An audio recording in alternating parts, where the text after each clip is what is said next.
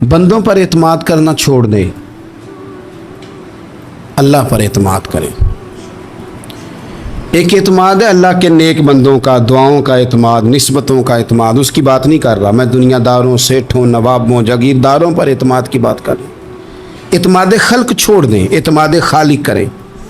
بندوں پر بھروسہ نہیں، بھروسہ اللہ کی ذات پر۔ جو بندہ رب کی ذات پر بھروسہ کرتا ہے مضبوط ہو جاتا ہے، طاقتور ہو جاتا ہے، کمزور نہیں پڑتا۔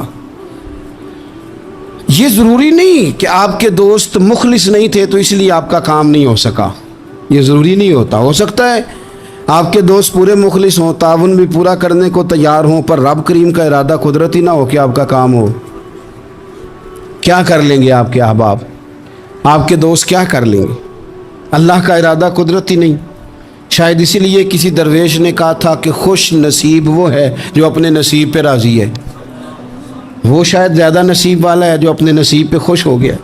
عزیز دوست، چیزوں کو سمجھ لیں اور اچھی طرح سے آپ سمجھ لیں کہ ہو سکتا ہے کہ آپ کے دوست آپ کو پورا کندھا دینا چاہ رہے تھے، وہ تیار تھے، پر اس وقت آپ کا نصیب ہی کچھ اور تھا۔ آپ ان خزانوں پر زیادہ توجہ کریں جو خزانے رب کے پاس ہیں۔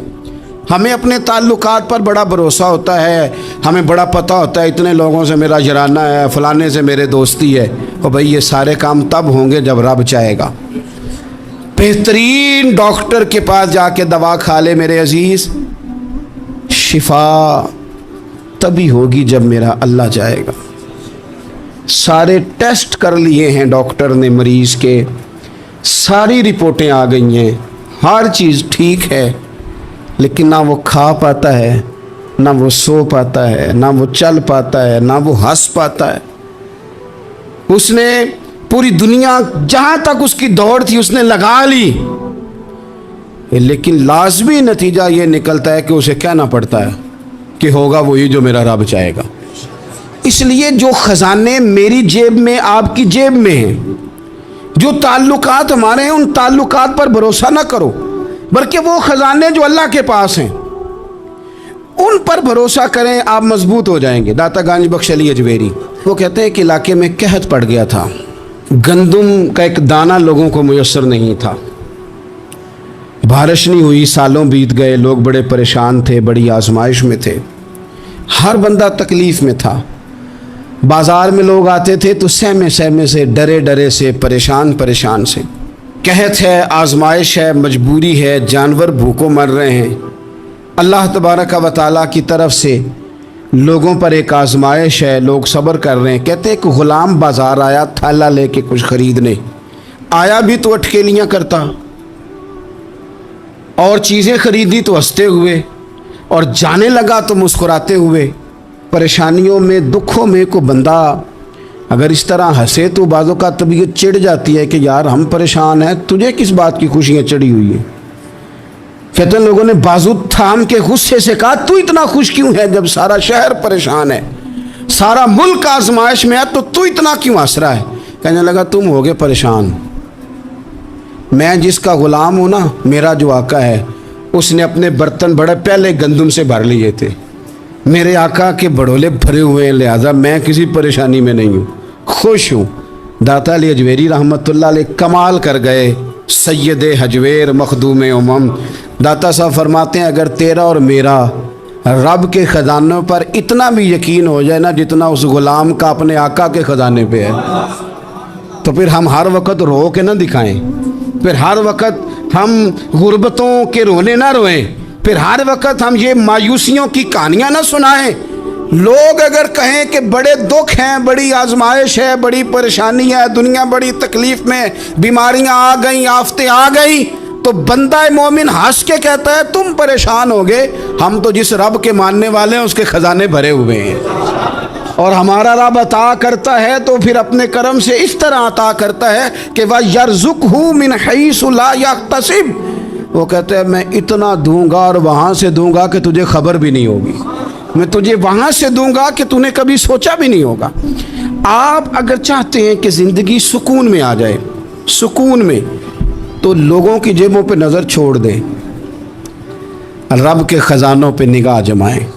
اتنا نوازتا ہے، اتنا نوازتا ہے، اتنا نوازتا ہے کہ انسان حیران ہو جاتا ہے کہ مجھے اتنا بھی مل سکتا ہے۔ انسان طاقتور ہو جاتا ہے جب وہ سمجھتا ہے کہ سارا کچھ میرے رب کے دست قدرت میں۔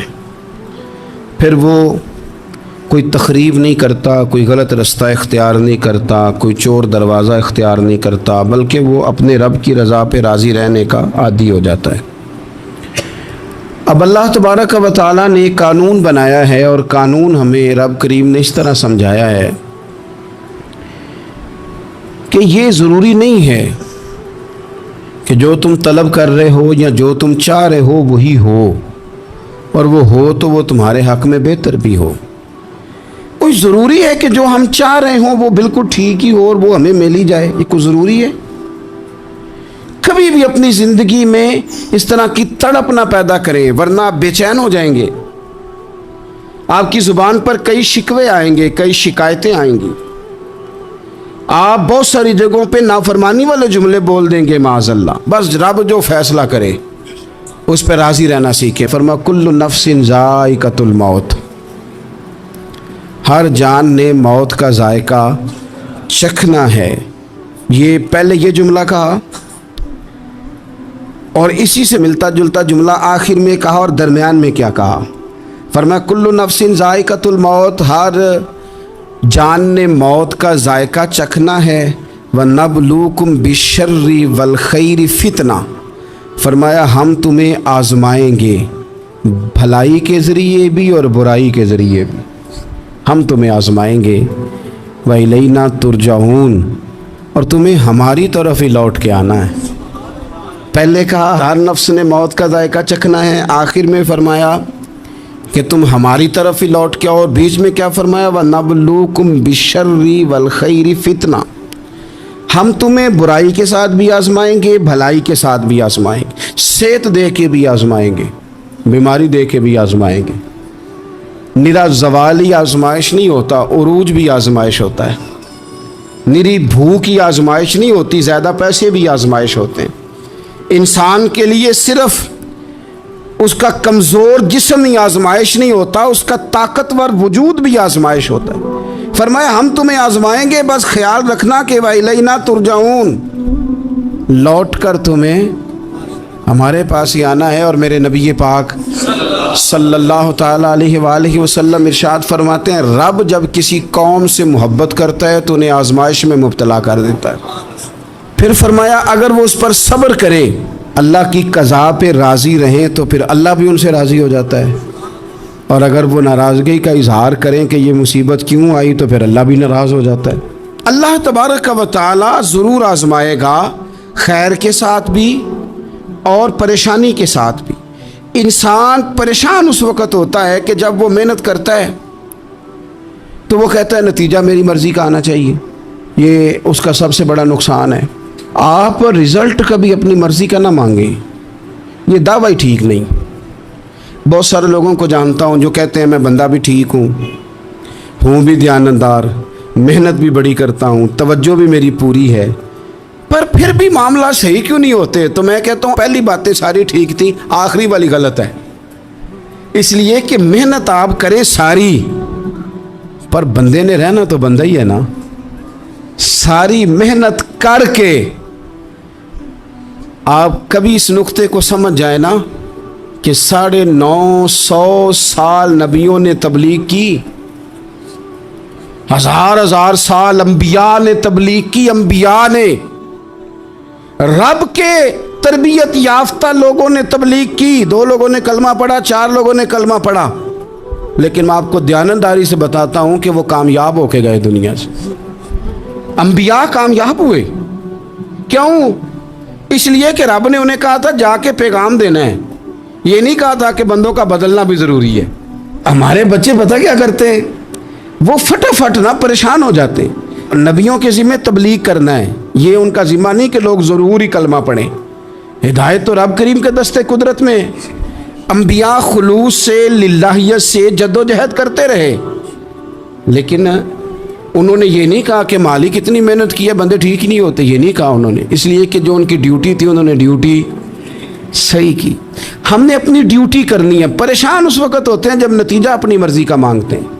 نتیجہ نہ اپنی مرضی کا مانگے, رزلٹ نہ اپنی مرضی کا مانگے. اور جناب پیر صاحب میں فلانا وظیفہ بھی پڑھتا ہوں, فلانا وظیفہ بھی پڑھتا ہوں, فلانا وظیفہ بھی پڑھتا ہوں, دل نہیں صاف ہوتا. تو میں نے کہا یہ تو اللہ نہیں کر رہے ہیں.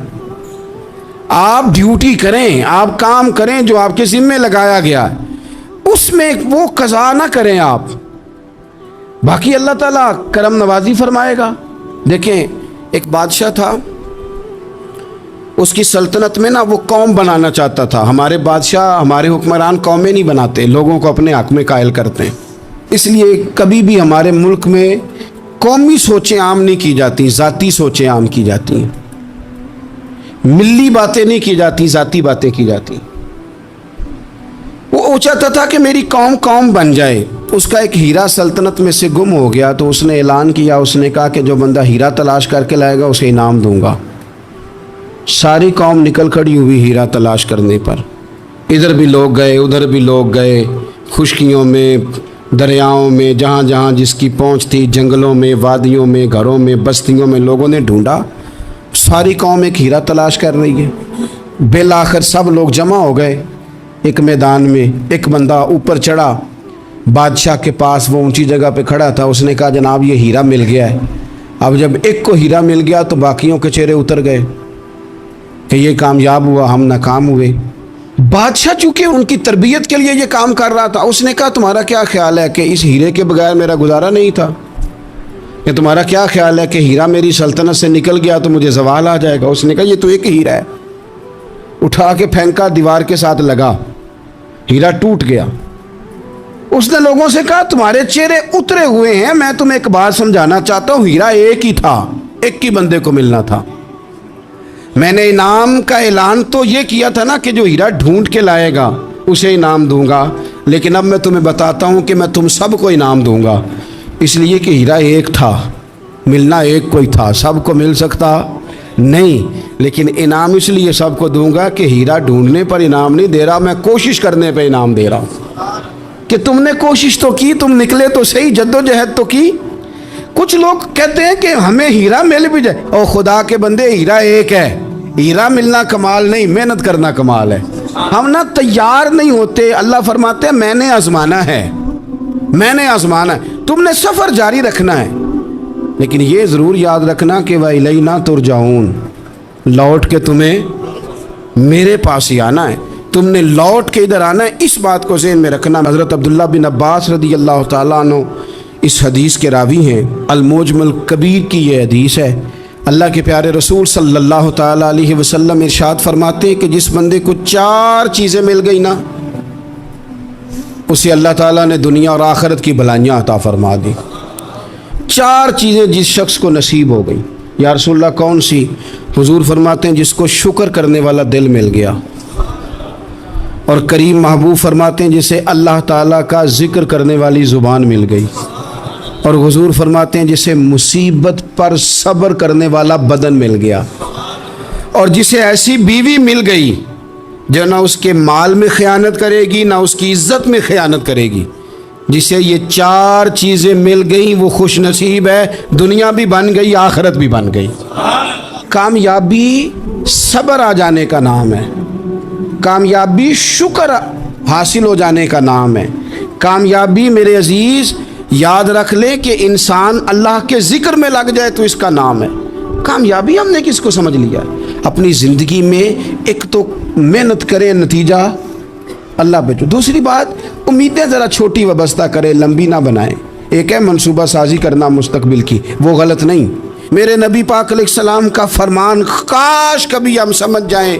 حضور نے ایک دن صحابہ سے فرمایا تھا حیا کرو. کہا صحابہ سے, سمجھایا ہمیں, فرمایا حیا کرو.